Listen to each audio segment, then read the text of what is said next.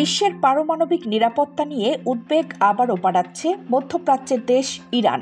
ইসরায়েলের সঙ্গে সরাসরি যুদ্ধ এবং ইউরোপীয় নিষেধাজ্ঞার জবাবে যে কোনো মুহূর্তে পারমাণবিক অস্ত্র বিস্তার রোধ চুক্তি এনপিটি থেকে সরে আসার হুমকি দিয়েছে তেহরান।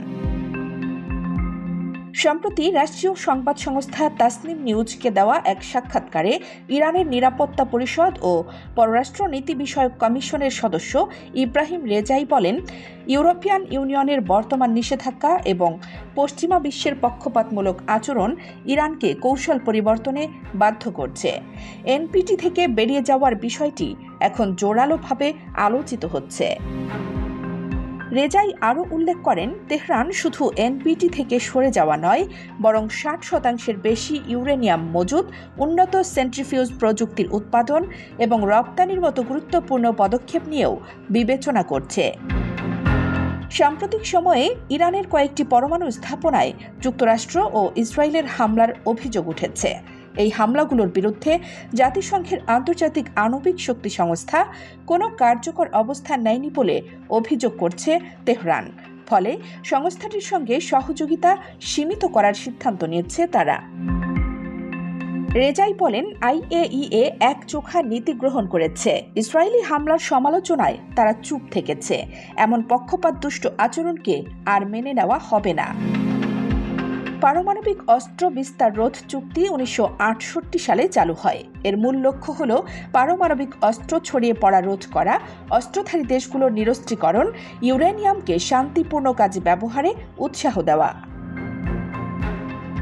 বর্তমানে 191টি দেশ এ চুক্তির অংশ হলেও ভারত, পাকিস্তান, ইসরায়েল এবং দক্ষিণ সুদান কখনো এতে সই করেনি। আর 2003 সালে উত্তর কোরিয়া এনপিটি থেকে বের হয়ে যায়। এখন যদি ইরানও এই তালিকায় যোগ দেয়, তবে মধ্যপ্রাচ্যে এবং বৈশ্বিক কূটনীতিতে এক ভয়ানক ভারসাম্যহীনতা তৈরি হতে পারে বলে আশঙ্কা বিশ্লেষকদের। বর্তমানে ব্রিটেন, ফ্রান্স এবং জার্মানির পক্ষ থেকে নতুন নিষেধাজ্ঞা আরোপ করা হয়েছে। তেহরান সতর্ক করেছে, যদি 2015 সালের পরমাণু চুক্তির শর্ত পূরণে পশ্চিমা বিশ্ব আবার চাপ প্রয়োগ করে, তাহলে তার জন্য প্রস্তুত থাকতে হবে তাদের। বিশ্লেষকদের মতে, ইরান যদি সত্যিই এনপিটি থেকে সরে আসে, তাহলে আন্তর্জাতিক কূটনৈতিক মহলে এক ভয়ানক সংকট তৈরি হতে পারে। ইরানের এই ঘোষণায় আবারও উত্তপ্ত হয়ে উঠেছে বিশ্ব রাজনীতি ও কূটনীতি। একদিকে পারমাণবিক চুক্তি থেকে বেরিয়ে যাওয়ার হুমকি, অন্যদিকে আঞ্চলিক যুদ্ধের আগুনে ঘি ঢালার মতো পরিস্থিতি। পরবর্তী পদক্ষেপ কী হবে তা সময়ই বলে দেবে। তবে নিশ্চিতভাবে বলা যায়, ইরান যদি এনপিটি থেকে সরে আসে, তাহলে সেটি হবে আন্তর্জাতিক পরমাণু নিরাপত্তা ব্যবস্থার জন্য এক বড় ধাক্কা। কানিজ ফাতেমা, নিপা, খবর সংযোগ।